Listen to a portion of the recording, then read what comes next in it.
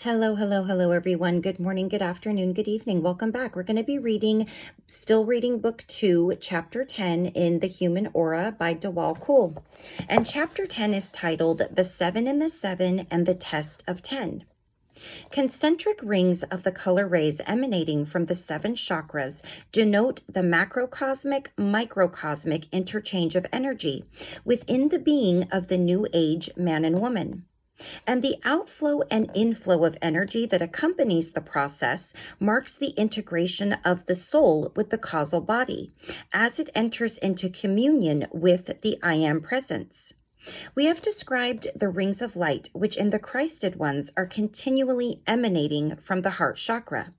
Let us also consider that there is intended to be a continual release of concentric rings of light, not only from the heart chakra, but from all of the chakras. This release becomes possible as the individual consciously employs the chakras as distributing centers for the energies of the I Am presence that circulate from the heart chakra throughout the 4 lower bodies. All right. This book is so small, it's hard to let go and use my hands, which I really like to do. Day by day, as the aspirant gains control of the flow of life through his being, the inflow and the outflow of the life forces in the chakras increase until the hour of transfiguration, when all of the 7 chakras, together with the secondary heart chamber, are simultaneously releasing the color rings of the 7 rays and the 8th ray from the base of the spine to the crown. In other words, although the entire aura is encircled by the rings that emanate from the heart, within that aura there are released concentric rings of the color rays from each of the other chakras. And these are according to the petals and their corresponding color frequencies that are designated for each of the chakras, which are as follows. Base of the spine, petals 4, color frequency white. Seat of the soul, petals 6, color frequency violet. Solar plexus, petals 10, color frequency purple and gold. The heart chakra, petals 12, color frequency is pink. Secondary heart chamber, petals are 8, color frequency is peach. Throat chakra, petals are 16, color frequency is blue. Third eye, the petals, the 96, color frequency is green, and the crown, petals 972, the color frequency is yellow. Here we begin to see then the vision of the wheels within wheels that was beheld by the prophet Ezekiel.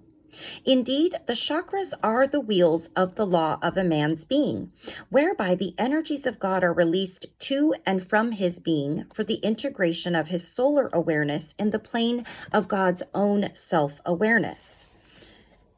And I think we already looked at the image, but it is saying if we want to take a look at what this looks like, to look at page 297. I think this might actually be a different... Yes, okay, so here is the illustration that they are referring to.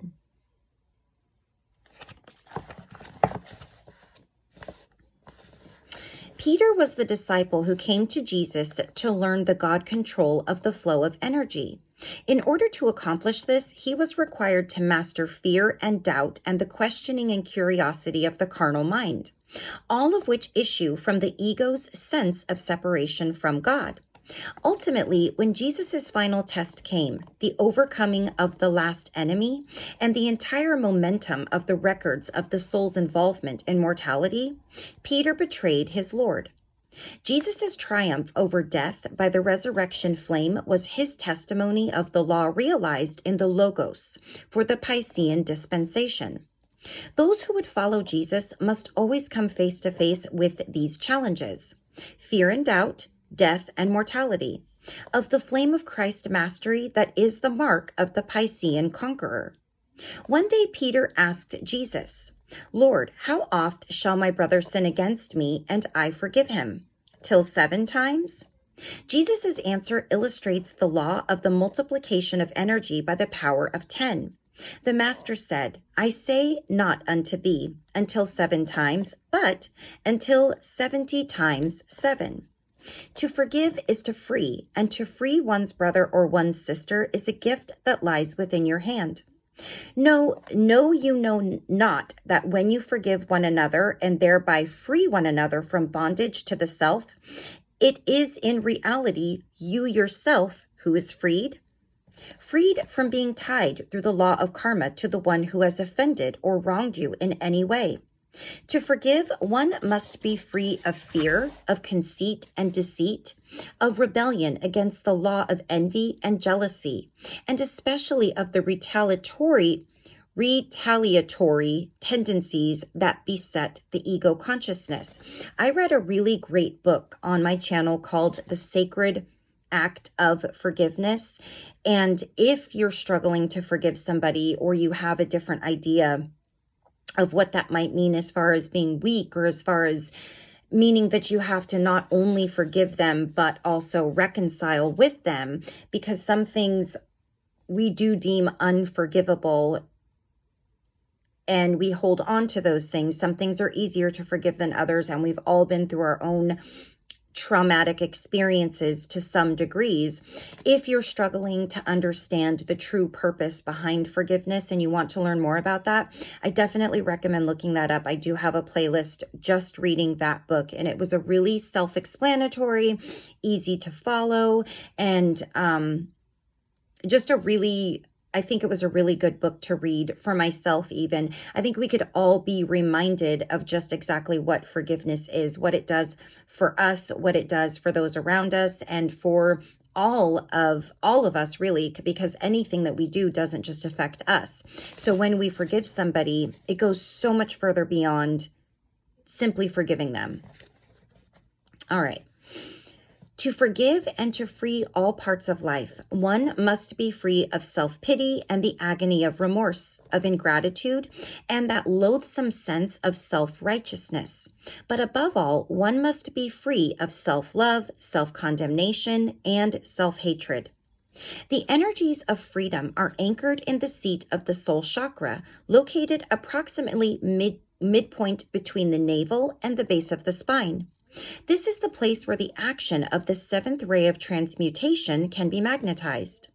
And through this ray, the misdemeanors of the soul enacted through a misuse of the energies of all the chakras can be transmuted.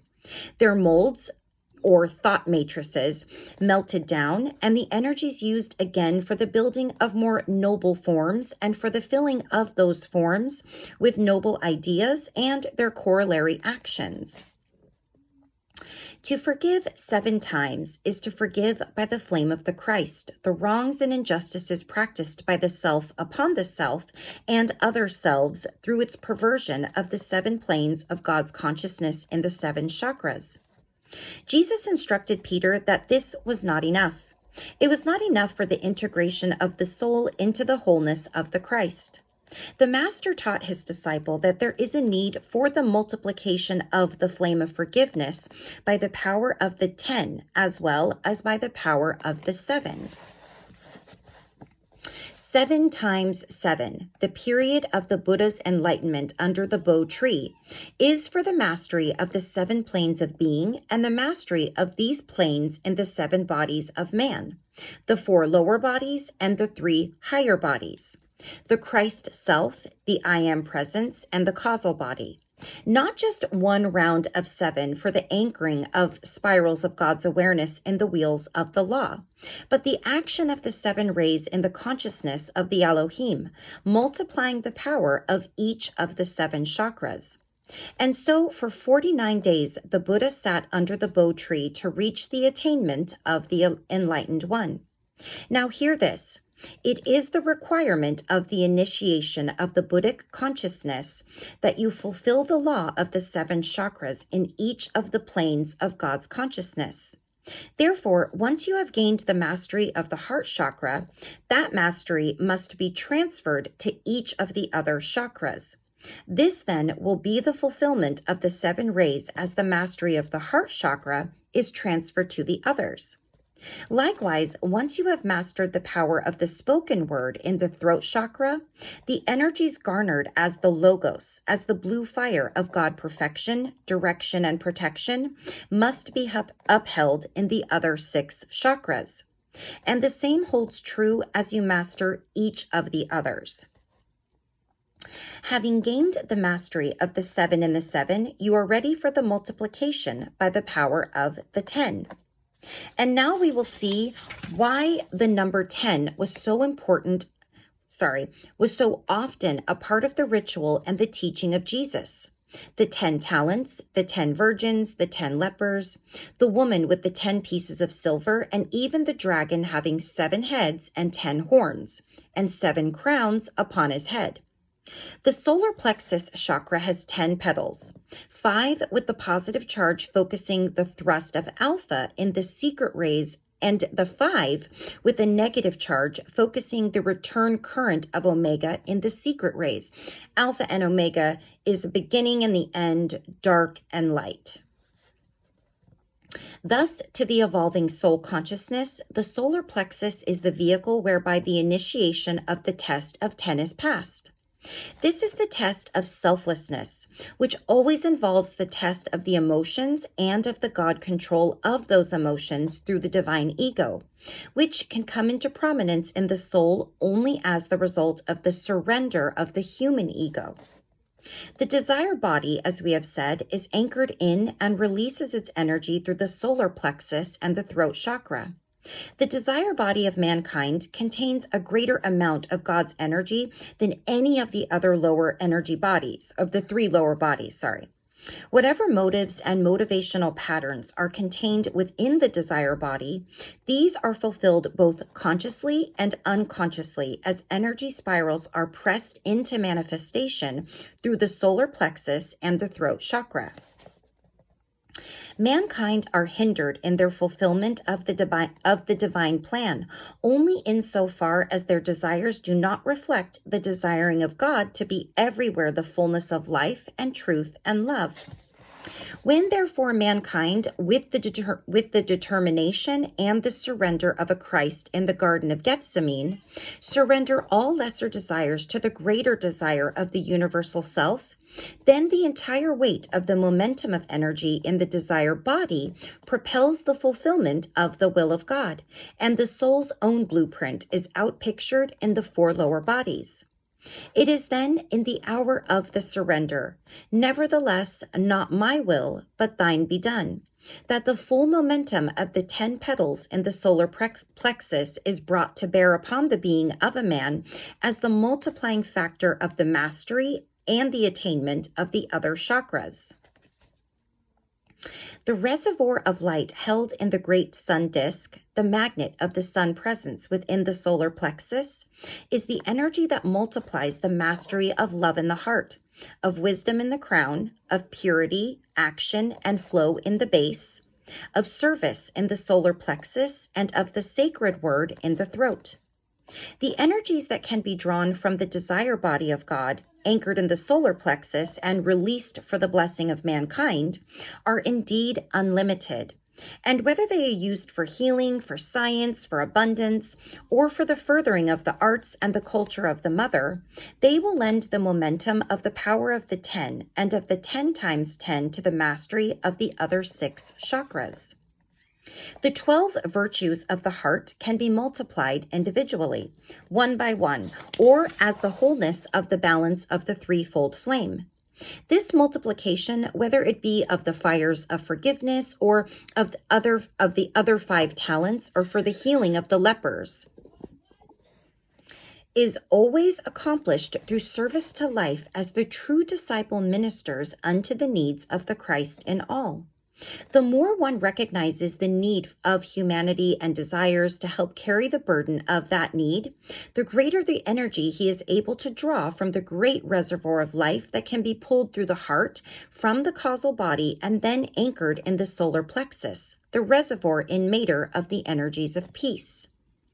Realize too, O Chelas who would expand the domain of the aura by the concentric rings of the chakras, that the energies of the solar plexus may be perverted and then employed to multiply the perversions of the other chakras. And so the 7 heads of the dragon, the beast of the carnal mind, symbolize the perversions of the 7 aspects of God's consciousness through the lower mental body. The 7 crowns upon those heads show the misuse of the 7 rays to amplify the 7 perversions.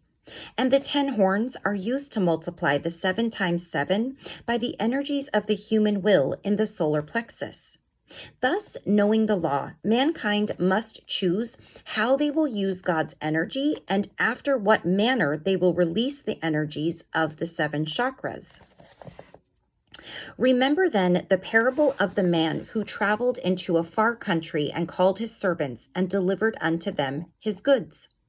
The one to whom he gave the 5 talents is the one who required the initiation of the test of 10 in the solar plexus. The master gave to his servant the 5 talents as the thrust of the energy of Alpha. In the solar plexus chakra, these talents are like 5 positive electrodes of the 5 secret rays, and they represent the thrust of the Alpha current. It is up to the soul as it abides in time and space, far from the presence of the Lord, or the Christ self and the I Am presence, to use these electrodes as the masculine polarity of spirit, to draw unto itself through the magnetism of the spirit the corresponding energies of Omega, or the 5 negative electrodes of the 5 secret rays. The returning current of the mother flame that rises from the base of the spine chakra. The tarrying in time and space until the Lord returns is an opportunity to prove one's stewardship, one's ability to hold fast to that which is received, and to use it to multiply the essence of spirit in the planes of matter. And so when the Lord returned to the servant, he found that the one who had received 5 talents came to him and brought him other 5 talents, saying, Lord, thou deliveredst unto me 5 talents. Behold, I have gained beside them 5 talents more. Thus, having completed the mastery of the test of 10, the servant received the commendation of the Lord. Well done, thou good and faithful servant. Thou hast been faithful over a few things. I will make thee ruler over many things. Enter thou into the joy of the Lord. The joy of the Lord is the joyous energy of the 6th ray anchored in the solar plexus for the multiplication of the energies of life. Note that only 5 of the 10 virgins passed the test of being prepared for the entering into the chamber of the heart with the Chohan of the 6th ray, the master of the Piscean cycle. This is the hour of the mastery of the feminine ray through the initiation that is called the test of 10. And the test of the 10 is the test of selflessness, whereby you salute the mother ray with the Hail Mary, and thereby confirm the balance of the 10 petals of the solar plexus, giving 10 Hail Marys in each of the 5 sections of your rosary. And the test of the 10 multiplied by the action of the 5 secret rays that form the star of man's being is for the drawing in through the chakras of the energies of the Mother and of the Holy Spirit. This is the age of opportunity for balance in the heart, balance in the inflow and the outflow of the sacred breath, and the balance in the tests of the 7 times 7 multiplied by the power of the 10. So fulfill the cycles of energy flow within the force field of being, and watch how the aura will grow and grow and grow. I am focusing the geometry of the aura of the cosmic Christ until you, by the law of balance, harmony, and congruency, are able to assume that aura. All right. So we'll stop right there. And in the next video, we're going to read chapter 11 titled The Flame of Freedom in the Aquarian Cycle. And if this has anything to do with the Aquarian age, that would be quite interesting because that is actually where we are entering now. We have just left the Piscean age and we are going into the age of Aquarius. So we'll stop there, and we will probably just be reading one chapter until we are done, because I think we only have about 4 or 5 chapters left, but they are about the same in length. So running anywhere from about 20 to almost 30 minutes. So we're just going to do one chapter each video, and that might make for a longer playlist, but I think it's a little bit more approachable because some of these chapters are a lot more detailed and a lot more information that you need to sort of think on as you go along. And that it is harder to read, especially when you yourself have to gain an understanding of it as well. Sometimes it feels like I'm reading a foreign language, and then I go back and listen to it and it makes better sense. So I have to do that as well. And that's why they're here. That's why you have a book. You can just keep going back to it and back to it. So anyways, thank you so much for joining me, and I will see you guys again very soon for chapter 11. I love you all very much. And as always, please take care of yourself. Please take care of those around you. Stay grateful, stay blessed, stay safe, and I will see you all again very soon. Bye-bye.